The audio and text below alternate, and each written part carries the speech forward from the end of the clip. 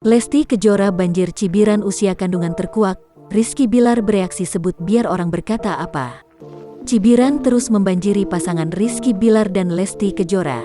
Kali ini setelah kandungan Lesti Kejora terkuak usianya. Tampak di layar USG, terdapat tulisan yang memperlihatkan usia kandungan Lesti Kejora.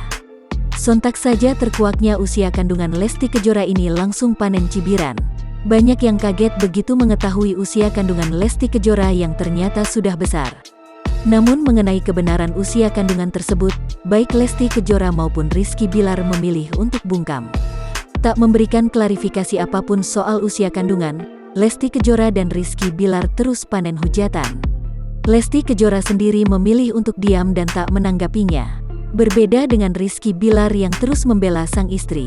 Aktor berusia 26 tahun tersebut membela sang istri di tengah banyaknya cibiran dan hujatan yang menghampiri terkait kehamilannya. Rizky Bilar memperingatkan netizen agar tak meremehkan Lesti Kejora. Menurut Rizky Bilar, Lesti Kejora lebih kuat dari apa yang dipikirkan orang.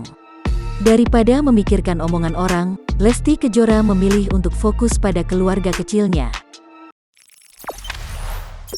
Jangan lupa subscribe, share, komen, dan like ya.